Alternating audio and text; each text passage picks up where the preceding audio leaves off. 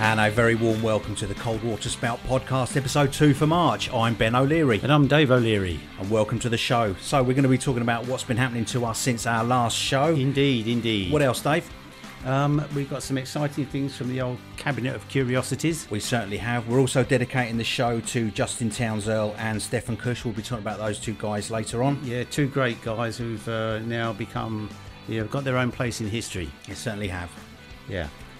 What else we got? Yeah, I've got a demo, Don't Drink the Water demo, a new song, Miss Rose Adele Ray. Yeah, can't wait for that. That's a good one. Okay. We like that. Nice and dark, that one. Yep. Nice and dark. We've also got the full rundown of the Hospital 11 injuries from last month.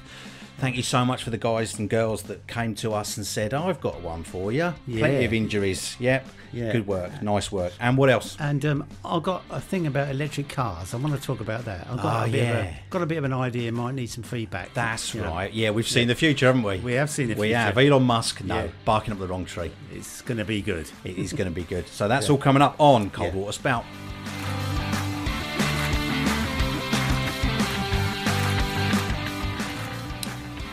Okay, David. So, since the last show, what we've been up to? Well, I've been doing the Queen's Highway.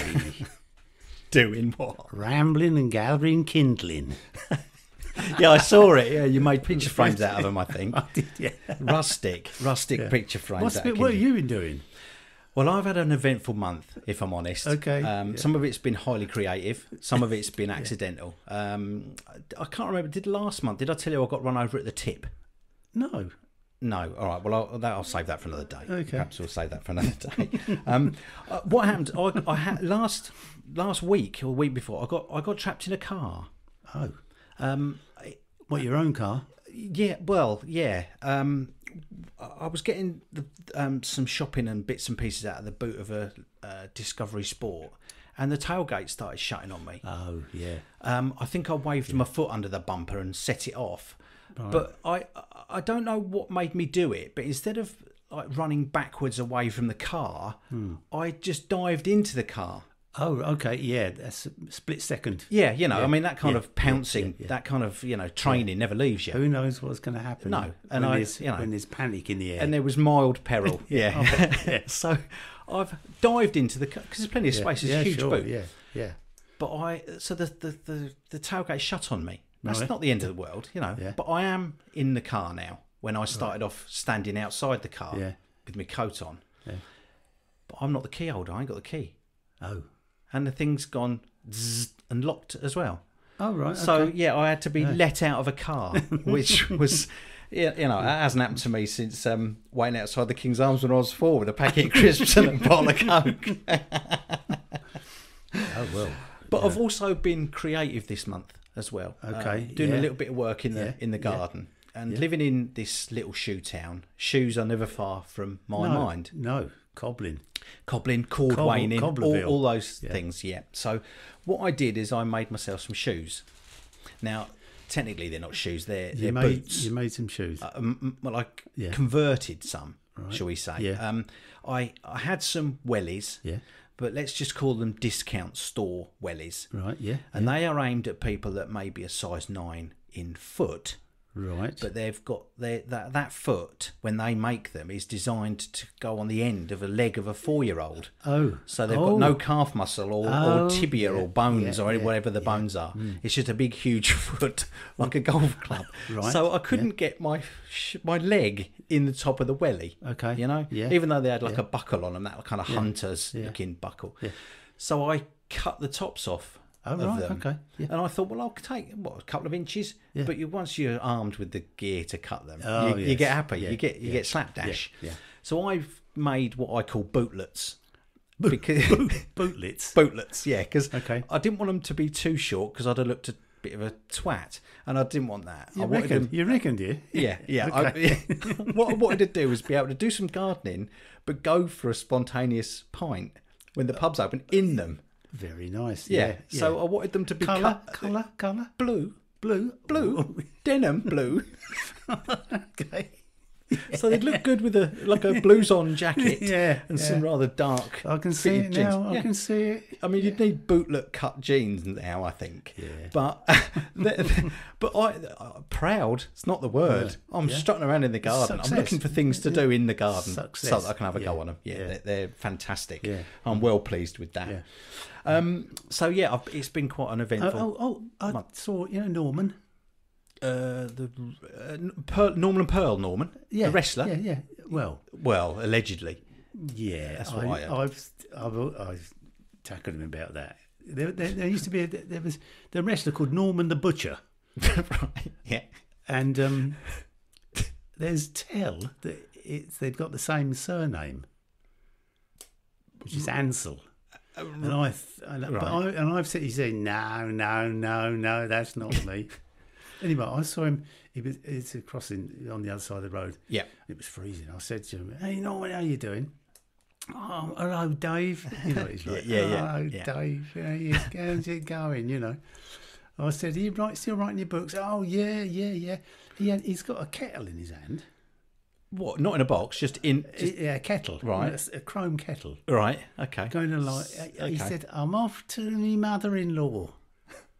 Right. I said, what's going on down there then? He said, "I'm taking a canary. One of me canaries. Keep her company, you know." With a kettle. Right, yeah, okay. I'm trying to stay with you. Yeah. He says, "In here, in the kettle." The canary's in the kettle. Well, he's amazing. All right. Well, it won't fly away, will it? I said, "What books are you working on? Any books?" He says, "Yeah, I've got a few in the pipeline, you know." But I mean, this is a guy that he wrote. I think it was Tan Your Own Hides. He does sort of like beginners guides, you know. I think. But every time you see him, he gives you a different story. Yeah, and he's carrying something different. Well, nearly all the time. I mean, he had the rucksack before when he wouldn't explain what was in it. You know, the time I saw him, he had a magpie in a cage. Yeah. To lure other magpies out. It's just magpie trap. Yeah, Pearl always 6 feet behind him. Yeah. You know. But I like Pearl because she's always that kind of. She always smiles and just puts heads on the side like a sparrow. You know? And I think she's an eye roller. Because she's heard every story. Yeah. I think he just changes it depending on who he's talking to. Yeah. Now, I've also got... Make Your Own Spats. That's another book he wrote. Well, I could perhaps tap him up for some of them for me bootlets. Skiing for Small Gardens. I think he did that as well one time. But he's done sort of sculpting with tarmac for beginners. That's another one of his. I don't know whether... I've never ever seen... I've been in Waterstones and you say, have you got skiing for small gardens? And they just think, hold on, I'll look it up. And they say, there's nothing here. I think you've got more chance. Anyway, I said, what's the latest one? He said, Sex on a Budget. What, in England? I just say, okay, see you, Norm. See you, Dave. All the best. And you know, I sort of turned my collar against the wind. Put my hands in my pockets. And wandered off down the offie, leaving him thinking, I'm intrigued. I was intrigued. Well, you get more chance of finding Fly Fishing by J.R. Hartley, haven't you, than one of his books in Waterstones. But anyway, good old Norman. I'll tell you what I did think about as well. I did something the other day that I've only done for the second time in my life. True story. I had some stew left over. Stew. Yeah. Like mince? Well, it was beef stew, but the beef had turned before I cooked it, and we ate it, and it wasn't brilliant. So we got rid of the rest of it. And what I did was and I'm not proud of this, but I flushed it down the toilet, this stew. Right. Now, which brought me back quite a vivid memory from almost exactly a year ago. Yeah. When we were up in Scotland. Oh, yes. When we were recording at Big Mono, which was an absolute blast. Yeah.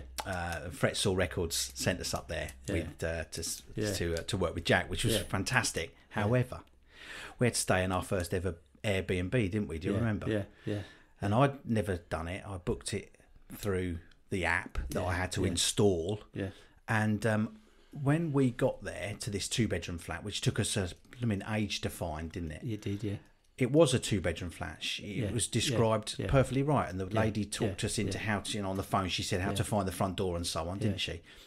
But I had the kids' bedroom, didn't I? You decided to go with the unicorns. I did, and it was unicorns. It was a child's metal framed 4-poster unicorn bed, wasn't it? It was, yeah. But it was only 3/4 length. Yeah, well.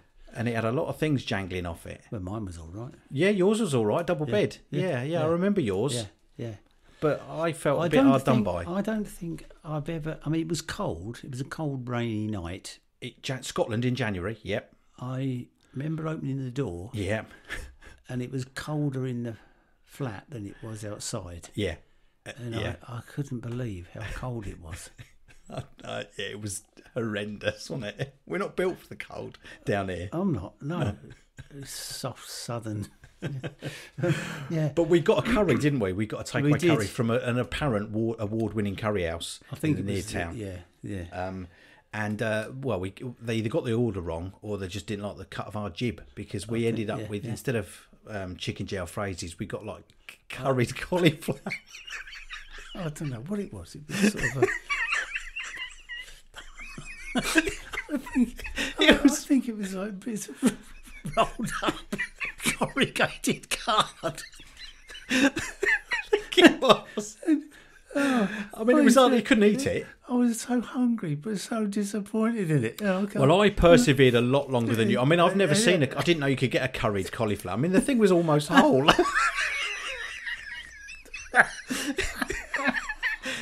And the thing was, it was absolutely foul as well, wasn't it? It was awful. And I ate half of it. I'm going just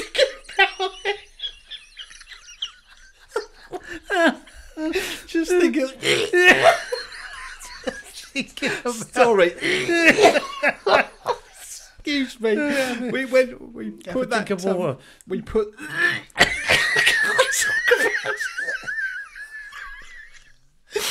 You said, just put it down the toilet because you can't leave that an Airbnb that we'd get bad reviews and never get another one. So we put a curried.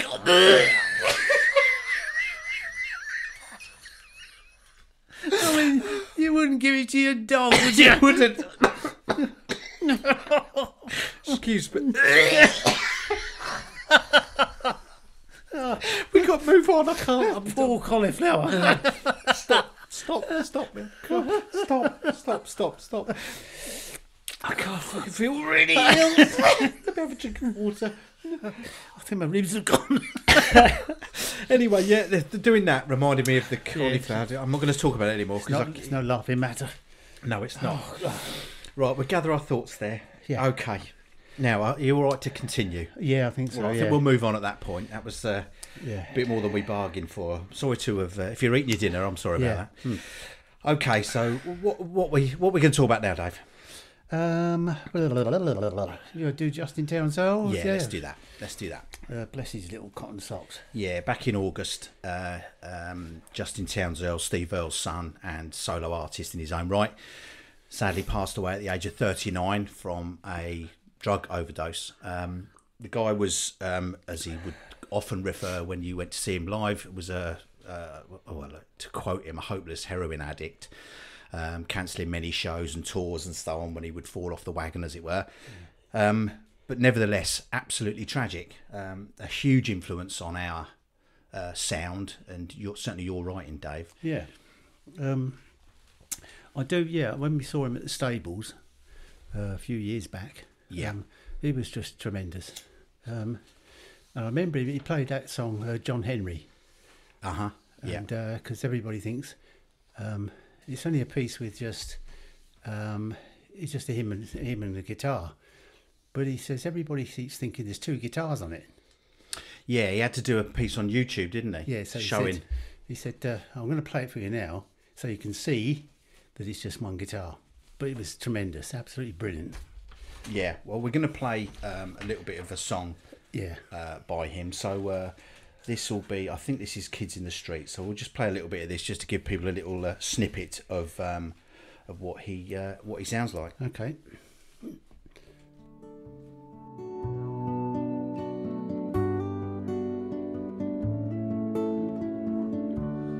There was a market on the corners next to the car wash, and a lazy weeping willow across the street, and a line where the old men played dominoes on those hot summer days. So that was Kids in the Street from an album of the same name back in 2017. Yeah. Now, he was a sort of a guy that would sit and write quite a soulful song sometimes, you know, like a soul album kind of track, Oh, you know, sure, yeah. brass and, you know, that sort of thing. And then he would do something like that where you can hear the kind of pedal steel. Yeah, I think he always used the same producer in Nashville because... Right.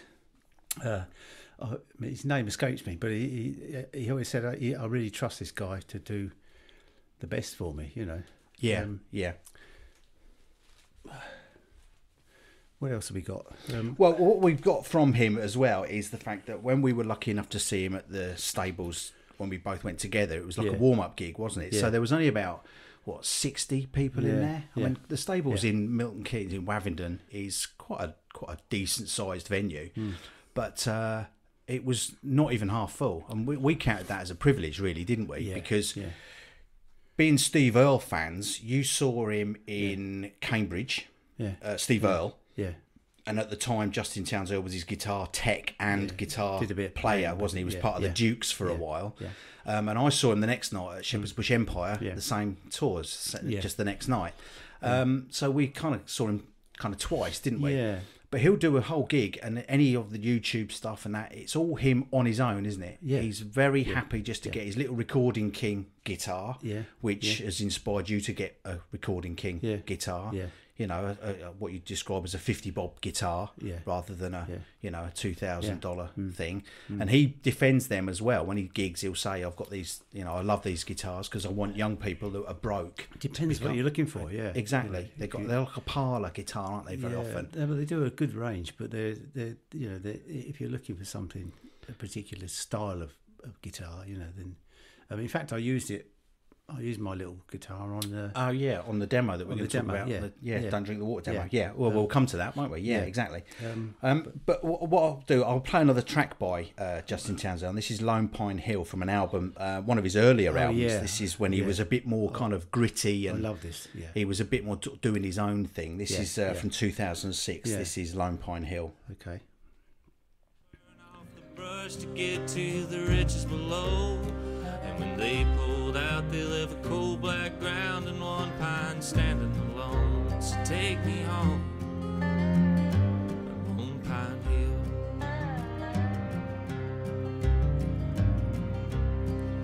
Now I signed up back in '61. I'm an Army of Virginia man. I've been from Manassas to McConaughey all the way. So that's Lone Pine Hill, about the kind of the big company taking away all the sort of local fir trees and so on, and he's talking about his sort of reminiscing about his times there with girlfriends and sort of growing up around that part.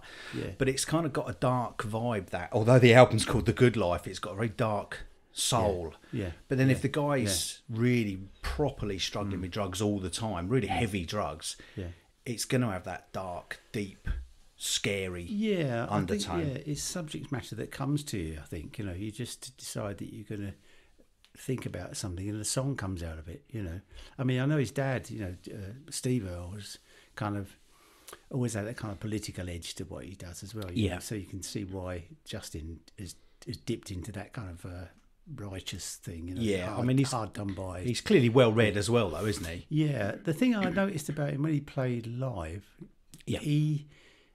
some people have got it and some haven't, but he's got a presence in the room. Yeah, definitely. You can't take your eyes off him. He's kind of, and he was 6 foot, but 8 stone dripping wet. Wasn't he? But he's got that. Nothing to him. It's just there's something about it. You couldn't learn. It's just in him. Yeah. It's rather strange in some ways. Yeah, a bit ungainly, but really. Mesmeric, I guess, though, in his DNA, he's got Steve Earle's blood, isn't he? He's Copperhead Road and Galway Girl and all these proper Guitar Town, huge hits, really. Proper kind of rock star, country rock star. Yeah. And I think he's influenced. I think the kind of apprentice became the master in a way, because you've got Steve Earle saying, "Watch and learn, son." Yeah. And let's be honest, Justin was estranged from his father for a long time, and they didn't get on that well, did they? It was a real disappointment to him. You know, I mean, you've read Earle's book, Steve Earle's book. He was married 7 times, wasn't he? Something like that. He married the same woman twice, something like that. Yeah. So needless to say, he wasn't around Townes Earle a lot. Yeah. Now, he's obviously named Justin Townes Earle. Townes is from his mate Townes Van Zandt, isn't it? That was who also tragically died very young as well. Yeah. But listening to the way Justin would make a record and a song and approach that song, Steve Earle started doing the same thing. It made him think, crikey, I like what he's doing, son. You know, I really like what he's doing. And I'm grateful. Well, I'm not grateful. I'm sure Steve Earle is, that he's grateful that they actually got it back together again. Yeah. Because they did make nice music together. Townes Earle, as Steve Earle would say, he's a better guitar player than Steve Earle. You know that sort of picking style, like you say, that sort of playing a bass with it, a rhythm and a melody at the same time. That's really old school, you know. Absolutely, it is. Back in the day when pickers didn't have a bass player, so they developed a way of playing. Yeah, where they could do a bass line as well as a melody. Absolutely, it's sort of front porch stuff, isn't it? It's proper guitar playing. Yeah, it's incredible. Anyway, so we'll round off with one more song. In fact, I'll say round off. This is actually called Round the Bend, and this is from Single Mothers from 2014.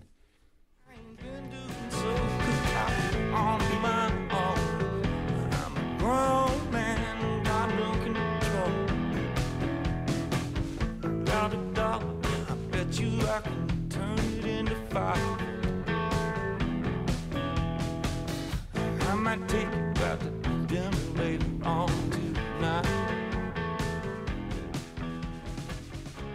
So that was Round a Bend, you see, and that was, so it had a very different vibe, didn't it? Yeah. To the one before, you know, it was a lot more sort of upbeat. It was almost, I guess, a little bit more radio friendly. Yeah, a bit soul kind of feel to it. You know, it had a sort of a hip sway to it, didn't it? You know, which he could turn his hand to and be just brilliant at that as well. He was a huge loss, you know, a big influence on, certainly on what I would listen to and what I was buying. I've got all his albums, including a signed one that he was good enough to mail over. And he was just such an influence on your writing style as well. Yeah. You know, and the guy sadly he's died at 39, you know. Leaving his little 3-year-old daughter. Yeah, it's tragic. Tragic. Yeah. Now that moves us on to another huge influence on, certainly on me, but indeed as you as well, which is Stefan Cush, or better known as Cush from The Men That Couldn't Hang. Who sadly passed away in February, so just last month. Such a shock, aged just 60. Heart attack, bless him. Founder member with The Men That Couldn't Hang from London, starting off their early kind of music, as it were, by being roadies for Cush was a roadie for the Pogues back in the day. And that was cool because their first album, Night of 1,000 Candles, was produced by Phil Chevron. Yeah, so I mean, there's a lot going on around that sort of Camden music scene. Absolutely. In the sort of 80s, you know, mid-80s. And they were all part of that, weren't they? You know, in that soup of all these people doing different things, you know. Exactly that. It wasn't, I mean, The Men They Couldn't Hang are not a London Irish band. Yeah, they're a London English band. The Boot Hill Foot Tappers. That was another band knocking about that's at that it. time. Yeah, and it's Dublin Castle. It was Mean Fiddler. I think Cush has spent time being a DJ at Mean Fiddler when it was in Harlesden. Are they? Did they originally come from Southampton? Is that I think down south? Maybe. I mean, Cush is Welsh actually. But so they sort of put the band together. So Cush was the main singer, and you've got Phil Hodges, or better known as Swill. Was Swill and Cush, were they like a busking duo? I think they were, but they very quickly they obviously they needed a band for what they were doing because they were rubbing shoulders with and supporting the Pogues in London, but they didn't want to be like the Pogues. Don't forget this time. Round about that time, you got Waterboys. Exactly. Levellers. Well, the Levellers were a bit later, sort of early 90s, but in my opinion, I think the Levellers took a lot from The Men That Couldn't Hang. Yeah, because it's that folky sort of feel to it, isn't it? You know, that kind of absolutely, but done at 100 miles an hour, shit kicking, music. It's that sort of thing. It's Pogues. It's English Pogues rather than Irish Pogues.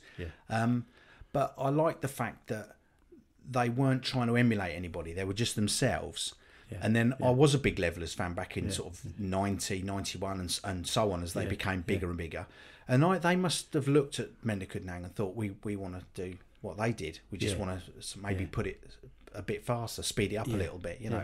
And they were a huge success. So arguably, the Men That Couldn't Hang as a band, I think, were a little bit sort of undiscovered, you know. And I think that's a shame because people missed out a lot. However, when Felix and I were at a record fair in about 87 in Bedford, he picked up the 7-inch single of The Crest. We'd only ever heard the name, never heard the song, never heard any of their stuff. Took it back to his house, played it, and that was it. We went to see him 5, 6, 7 times, bought the records, just lived and breathed them for years. Because they had a bit of a checkered kind of career, didn't they, with the labels moving from one to another? Yeah, they'd get signed by a big label. It'd be MCA or Demon, Magnet, and all these people. But then dropped for the next one. And I think people wanted, in those days, this is sort of like late 80s, they wanted it to sell 5 million copies, you know, as if it was, I don't know, Dolly Parton, you know, as if it was a huge star. And because it didn't, they were kicked out. And it was, you know, every album I've got of theirs on vinyl has got a different centre label. Yeah, they're all different. My favourite of all times when they signed, I think they did 2 albums with Silvertone. Yeah. And they did the album Silver Town. Yeah. Yeah, and that's my favourite of all. And it's funny because that was the first album I bought of theirs because The Crest had come out. Oh well, not come out with. That's the Crest was the song that Fee and I found. It was a case of let's if you're going to buy an album first, you might as well buy the one with the Crest on it. You know, and it had the gatefold sleeve. It was a bit more snazzy than perhaps Night of 1,000 Candles that had. They had money spent on it. Yeah, they did, and but phenomenal. You know, absolutely got tracks, fantastic. Place in the Sun.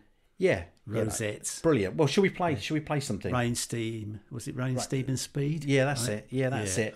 Having said that, the one I've got lined up here isn't from that album in true style. This is from 1986's How Green Is the Valley. Now, this is quite a famous song for them because they were a bit of a sort of, if you listen to our songs, you might get a little bit of history lesson. Yeah. Because Simmons was the principal songwriter, well read. Yeah.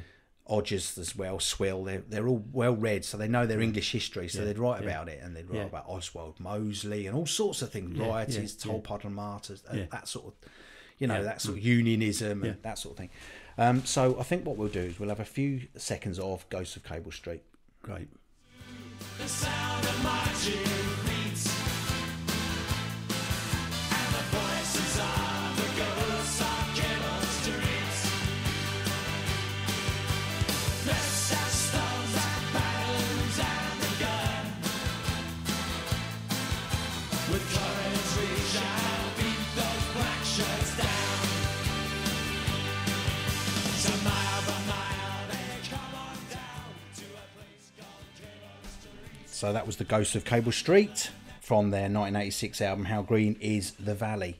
When I hear all that, it takes me back to the Town and Country, the Roadmender in Northampton, Mean Fiddler in London, the Garage at Highbury, you know, the Cambridge Corn Exchange.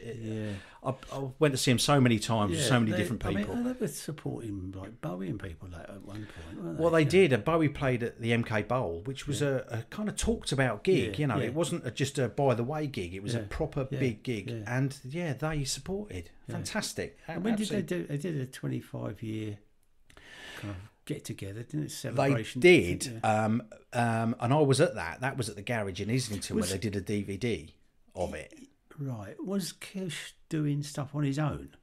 Well, they would. What they did is they effectively split, I think, in '91, and they did a kind of tour called That's Your Lot tour, which I saw them on. And I think the last night was at Town and Country, and there's a live album, which is of that night. And I didn't see them on that night, but to this day, I've still got the T-shirts and all this sort of thing. And the thing was, they split right on the cusp of when people like the Levellers were starting to become not popular, but starting to find their feet. And I'm not trying to put words in their mouths because I don't know the ins and outs, but they split. Cush did Cush and the Ferrell Family. Phil Odgers did Liberty Cage and so on. Ricky Simmons on bass. He could have even gone back to the UK subs. I don't know. You know, it was because that's where he came from. It was all they all went off and did their own things. But then I think it was '96 they got back together. you know, so they had a, you know, I think they meant it at the time. They did mean that was it. But then 5 years later, they thought, I think let's get back on the horse, you know, and I've done some great stuff since. But I mean, I know the Levellers are still going strong, you know, but there is still, it's like a bit like Marillion, you know, there's a hardcore fan base out there. Still hold them dear, you know. Absolutely, vehemently fear. It's the sort of gig you go to, and it's a memory. You know, you really, it does really get hold of you. You know? Yeah, I mean, I'll take to my dying day. I've been kicked in the head by Cush, which I count as an honour. He handed me his F-hole telly, handed it to me, and stage dived. But he was wearing like a DM type boot. Kicked me on in the ear roll, which hurt a bit, but we're all playing the guitar in the crowd. You know, I'm sure the PA, the sound guy, had turned it off. You know, but we're all trying to play along with this guitar. Then he climbs back on. I hand it back to him, and he carries on. But he come out. This was the garage at Highbury, Islington. So when it finished, he came out and he was at the bar, and I said, "Oh, you kicked me in the head, you know." So he bought me a pint and gave me a cuddle. So I felt that's it. Job done. I think that might be the only one you get a cuddle from him at the time, you know, kicking the head first. But sound bloke though, you know. Yeah, and that goes to Cable Street. It's a you know, an anthemic kind of you know, big song. And I'm going to play a bit now from The Bells, which is from the same album, same year, 1986. And it's got a very different feel. So let's have a listen to that.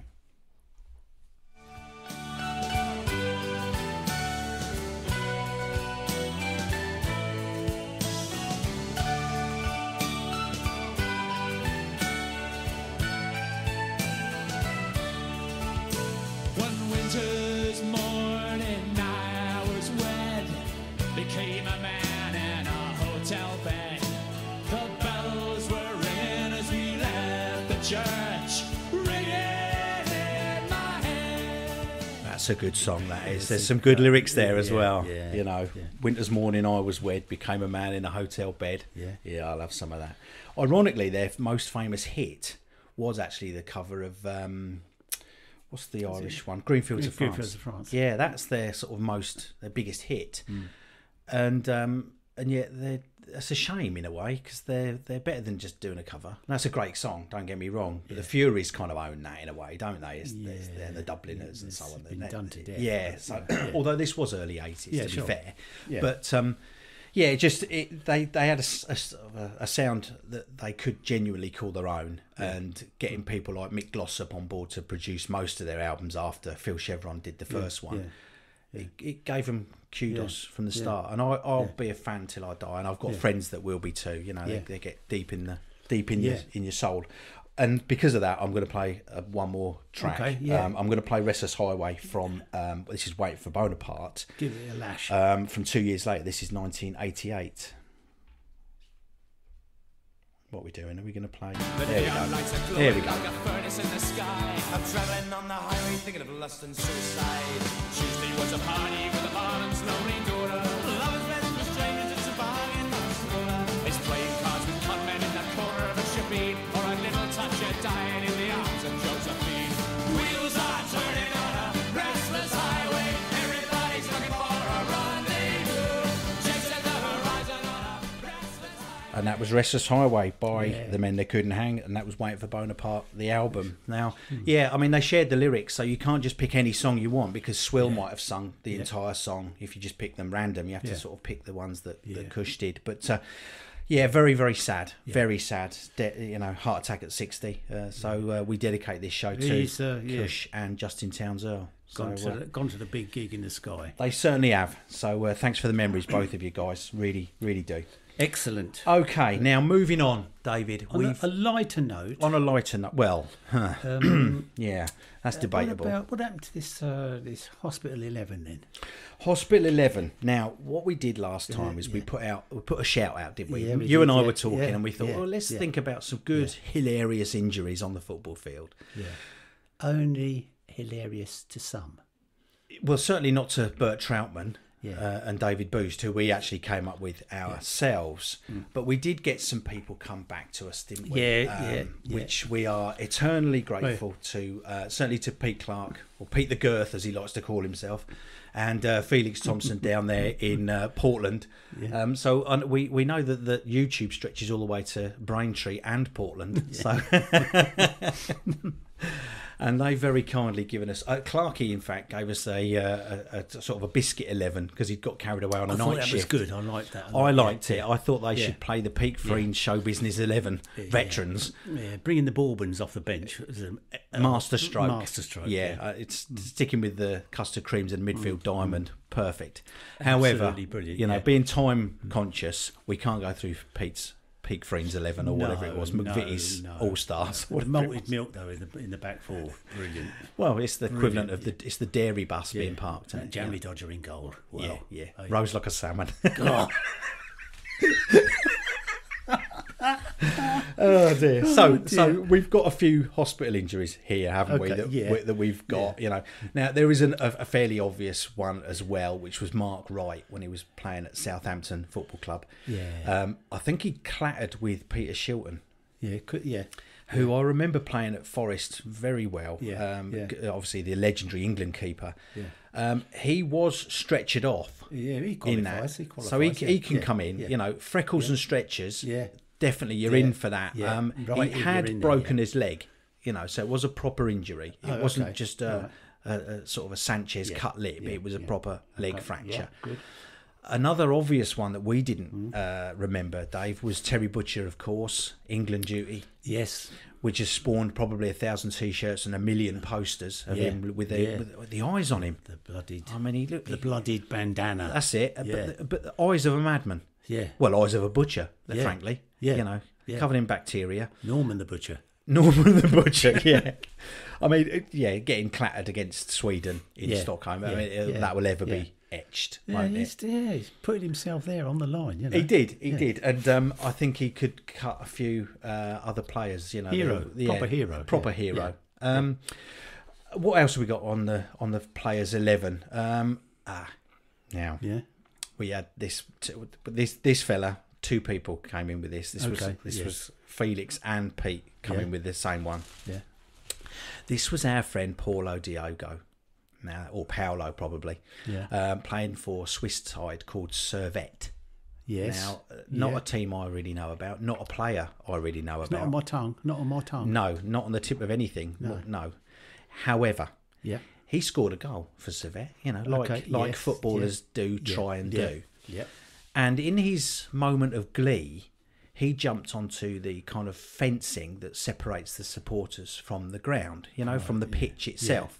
So he's jumped up there, all high spirits with gay abandon. Doing his old goal celebrations. Which I'm sure was carefully rehearsed for 6 months before he actually got to do it. They're all worked out. They're all worked out. Grabs hold of the fence. Wonderful. Now time to jump off and get back on with the pitch, get on with the game. Does so, jumps away, great stuff. Gets his wedding ring caught on the fence, completely tears the top of his finger off. Dirty.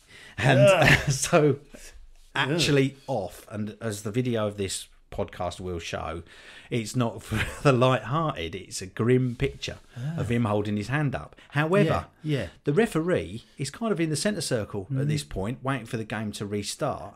And can see a figure got his lips ready, hasn't he? He's pursed. He's pursed around his Acme Thunderbird or Bolt or whatever they're called, Thunderer. And he can only see a guy, this Paulo Diogo, behind the goal at the other end, kind of not coming back to get started. And it's because him and stewards were looking for the top of his finger. As you would. You'd have to. You can't, you talk about leave everything on the pitch, but they don't mean it. Nasty injury, though. Exactly. And but he got booked as well for time wasting, which I thought was really nice. That's proper insult to injury, isn't it? It's the ultimate insult to injury. So Paulo Diogo, or Paulo Diogo, he's a proper one. Nasty one, Now we had Steve Morrow, of course, for Arsenal, where Tony Adams dropped him after the cup final. Broke his arm. So that was a good one. But we've gone through these, Dave, haven't we? And we've got a favourite, haven't we? We've got a kind of winner. And it's our man, Ali Maxwell. Yes. Yes. Come on, Ali. Yeah. Yeah. Now, this guy, Motherwell FC, I think he single-handedly put him on the map. He has done. Yeah. He's done well. Yeah. Now, in I 1991, cannot believe this guy. he's playing in the Scottish Cup final. Yeah. Right? Now, they're made from girders up there. We know that, Yeah. don't we? You know, Yeah. they're all Iron Brew Yeah. people. He's the goalie for Motherwell, okay? He gets kneed, right? Yeah. As in kneecap. He gets kneed in the stomach, okay, Yeah. by Dundee United's John Clark in the second half. So he's gone, he's gone down. Yeah. Now, an injury like that isn't hard. It's not easy to tell whether it's a broken leg or anything because it's just a knee in the guts, basically, Yeah. isn't it? In the gizzards. Yeah. Now, he's gone down. He can hardly stand, okay? He's doubled up. I think you would be with the knee in the guts. Doubled I think so. up. Yeah, he's doubled up, okay. But they've said to him, do you want to play on? And we're talking older days, 1991, when football was played by men. Yeah. And- hardest game in the world. Hardest game in the world. And he's decided, I'll play on. Yeah, I can do it. If I can stand up, just let me if I can get to my feet, I'll carry on playing. So he's got to his feet and played. Okay, Yeah. carried on. Yeah. Now, Motherwell have used all their subs anyway, so there's no bringing on another goalie. They're stuck. But the game went into extra time. Okay, so he's had to play another half an hour over and above what was left of the match with the bad guts. Yeah, with the bad, yeah. Now, he was in excruciating pain, but made a leap into the air to tip a Maurice Malpass volley over the bar. I mean, these are household names, clearly. Yeah. And it was a match-winning save, so we're all right. Yeah, He is heroic. Yeah. But the celebrations 9 days later showed that he had ruptured his spleen and broken 3 ribs. No. Well, we're talking car crash injuries here. There must have been aren't we? bits of him all over the pitch. I think there were. God, this man is made of iron, isn't he? Well, I Eh? think he's the only man in Scotland that knows what a spleen's for, because he would have said, "What's it for? Got to live without it." And he's gone down as our sort of our He's man of the week. star, isn't it? Yeah. I suppose they said get on the table and rub a bit of liniment on it. That's it. Yeah, wintergreen, something like That's that. it, yeah, yeah. If it were Wembley, of course, Or- it would have been or a drop of tartan bitter. exactly. Yeah, pale ale or something. That's it, yeah. And if it were at Wembley, it would have been another leg gone, wouldn't it? So that sort of brings us neatly to the end of our. I mean, there are a few more, but after that, Stuart Pearce's broken leg, Vincent Kompany getting clouted in the mush. They don't stack up to Ali Maxwell. They're not really. in the same league. I mean, Ali is the star of the 11. I think so. Yeah. He's our man. Now, I think we'll talk now about our Don't Drink the Water bit, I think, shall we? Okay, Shall we talk about that? It's a bit of that, yeah. So what we'll do is you've been writing, as you are constantly doing, Yeah. and you've written a song called Miss Adele Ray. Is Yeah. that correct? Yeah, Am I right? don't know where the name came from. Well, tell me a little bit about the Yeah. background of it. She was something just the name just popped into my head. I don't know whether anybody ever been called Miss Rose Adele Ray. Right. I think I might have mentioned this before to other people. She's found as a dead person in the wood by the person who's singing the song. And, Yes. who recognises her. But it's just one of those sad tales of bodies turning up, and Yeah, but I don't like the way you said he recognises her. He doesn't recognise her because she's laying on the ground dead. She's sticking out of the ground. yeah, And that's half buried. That's yeah. a really Yeah. gruesome sort of picture you've painted there. It is, yeah. It's just one of those sad songs that It is a sad I song. tend to write. These things are feel songs. Exactly. But they are rooted in folk songs, the murder ballads. Absolutely, yeah, and which again Time, is yeah. your MO, isn't it? Really? Well, they used to have these what they call penny dreadfuls, didn't they? There was like little news sheets and stuff that they would give out. Jimmy Crowley, yeah, if I can mention him, yeah, Cork man, yeah, Irish guy, yeah, yeah. played with Paul Brady and the like. Yeah, he's done stuff. He, a box player, he used to write songs and tunes, then take them around the pubs and sell them. As sheet music and lyric I sheets see. and stuff like that. Yeah. He was my cousin's mate. He broke my uncle's cuckoo clock, actually. Did he? Yeah, Yeah? he did. Yeah. Did he pay him back by song? But it was these sheets of like news sheets or ballads, about somebody who was dying. Jack the Ripper type stuff. Yeah, I see. And that's the sort of thing that I write. But I suppose it's in that thing, you know. But then I've sort of recently been writing sort of stuff about like the 50s, you know. So there's different. Yeah. I don't know. They're just ideas that come to you, you know. But this song didn't exist really in terms of it's down on paper. We wanted to talk about it. So what you did before we came on air is you just put a quick demo together where we're sitting now. I played it in cold blood, yeah. Just so that we could record it. Warts and all, yeah. So this is the sort of the ultimate rough demo, really. However, I think it captures the essence of the song perfectly. I think you could get carried away with overdubs on this, and it would dilute the sadness and the grim, you know, the clearing of the forest and all that. If you started putting too much melody over it, you'd start listening to the birds in the trees, and we don't want that, you know. And so anyway, this is David's version, or his own song of Miss Rose Adele Ray.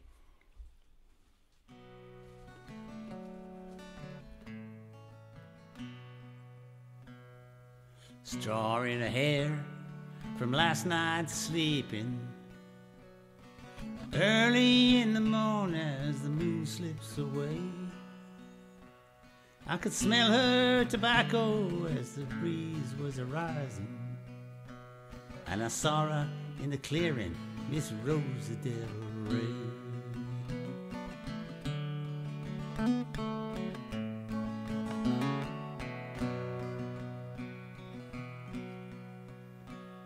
I recognize her from a burlesque show,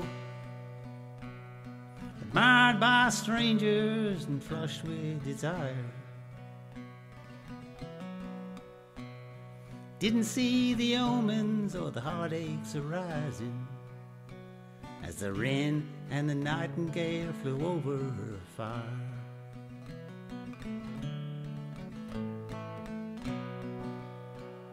The clack of the magpies in the old dead birches, the dog shook his chain like restless winds,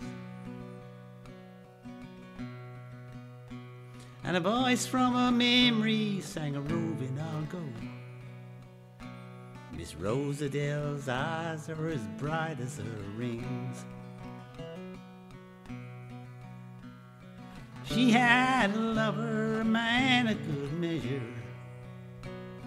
sent her a letter on Valentine's Day. She never got to read that letter from Boston. Some bastard took the life of Miss Rose Adele Ray.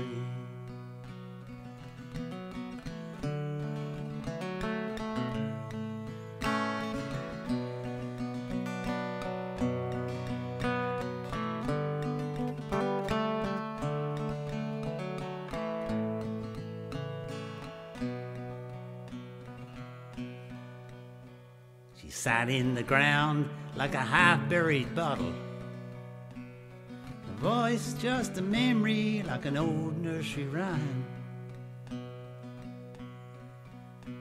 The spirit circles like gulls to the plow. Could have lived a better life, but it wasn't her time. And in her hand, a dove she's a cradling. All through her life she was troubled and confused, and her old bay mare stood beside her with a worn-out saddle and missing shoes. Straw in her hair from last night's sleeping. Early in the morning as the moon slips away,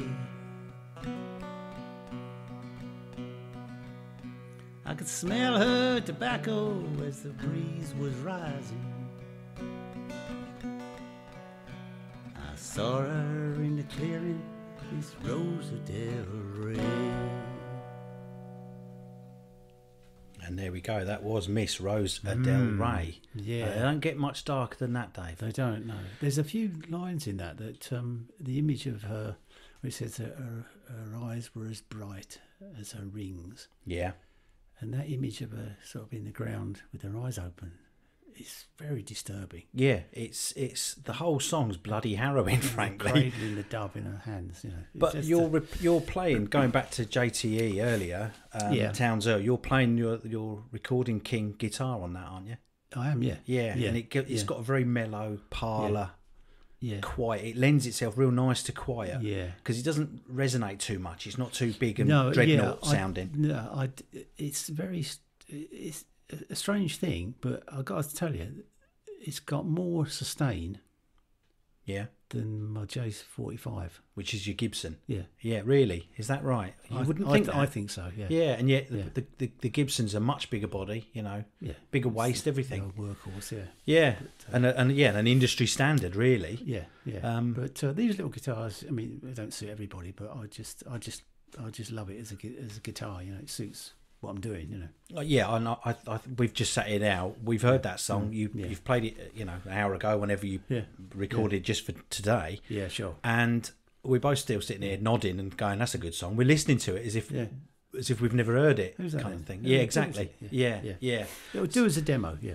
Yeah, so when we can record and rehearse with the rest of Don't Drink the Water. Yeah, the thing is we've got so much material and stuff that we've been recorded but can't mix, you know. That's right. Demos, stuff. Yeah, exactly. We've got stuff that we recorded at Beck that is still kind of in the can, really, isn't it? It's not been produced at all yet and started. And I don't know where our band is.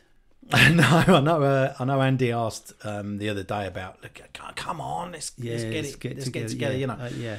I think I picture them, you know, like greyhounds when the traps ready to go. Yeah, I think they're like that. Do you? Yeah, I think. Okay. Their little claws are digging in, digging in the, digging in the sand. Yeah.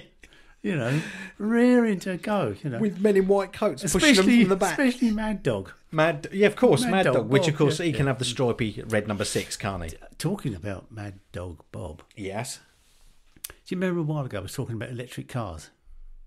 Oh yeah, okay, yeah, I do. My idea in the studio that was. Yeah, we get a pickup. Yes. Take the engine out. Oh, this was your sort of eco. Yeah. Yeah. Put an electric motor in it. Yeah. So we're thinking Tesla slightly, aren't we? Yeah. You know, an electric car. Motor. Okay. Yeah. Think scale electric car, but bigger. Yep. Okay. Engine. Yeah. Yep. That's in the engine compartment. That's ready to go. Yep. You fill up the back of it. Of the pickup. Yeah. Yeah. It's got to be a pickup, has it? Well, I suppose so. It's got to have some a big compartment in the back. Because normally you'd have batteries in it. Yeah, that's what you'd put in the back of the pickup, the batteries. Mine hasn't got batteries. Oh, right. Oh, okay. Oh, this will be good. Full of electric eels. All wired up. What? Crocodile clips on them, stuff like that. These things generate, best part of 900 volts. What, harnessed? A piece, yeah. So I mentioned this to Bob. Yeah. You know, yeah. But we don't know how would you wire them up, head to tail, tail to head, and how do you wire them all up together? Now this is at the point I remember the conversation because Bob took it, and to say he took it and ran with it was an understatement. But Bob's clever. Yeah, he builds motorbikes, guy. So he does. He would know what the solution to this is really. Well, certainly in his world with motorbikes, he'd have a sidecar for the eels, I suppose, wouldn't he? Well, you know. But I think you'd have to have like an eel nursery or a rehab. Like a salmon farm, for electric eels? 2 laps around the M25, you'd have to trade them in and get another lot. Are they dead after they run out of charge? I don't know. No. Just hoy them into the bushes. No. Oh.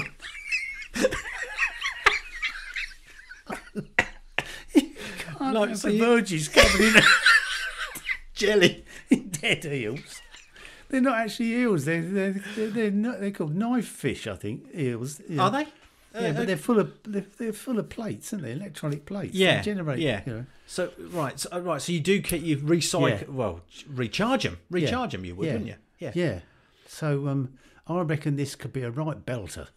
I think so. In fact, this could be for the next month's podcast. We could have people. You certainly have, and Bob certainly did. Glimpse to the future. You've stared over the ledge, and that's what you found. An eel, electric eel car. Yeah. So if people want to get in touch with their own versions of futuristic things, The way, yeah. you know, because Tesla batteries, mining for batteries and all that is not the way forward. Hydrogen might be, but eels, they're everywhere. It's the natural way. It is the natural way. Yeah, it is. I mean, vegans would love all that, wouldn't they? Of course they would. Yeah. And the meat eaters would never go hungry either, because you'd only have to unclip a couple and, you know, bash their head on the bonnet of the car and tuck in. Although I don't know if you can eat. Nobody, you wouldn't eat a power supply though, would you? I mean, that's ridiculous. How are you going to get home? I guess not. I'm stuck on the M25. You haven't ever, what's that? Work out one of the eels. Can't feel my lips. All right, okay, we'll have some of that. All right, we'll have some of that. So if you think you've seen the future as well as David and Mad Dog Bob have from Don't Drink the Water, we want you to get in touch for the next show. To do that, we've got a new Twitter account, which is just at Cold Water Spout. Instagram is DDTW Official. Email is ddtwmusic@gmail.com, which is how we got contacted a few times as well. So don't be shy. Yeah, get onto the YouTube channel, which is Cold Water Spout podcast, and give us your ideas, because this is really open-ended. The last one, being the Hospital 11, was very football and sport-based. This could be anything.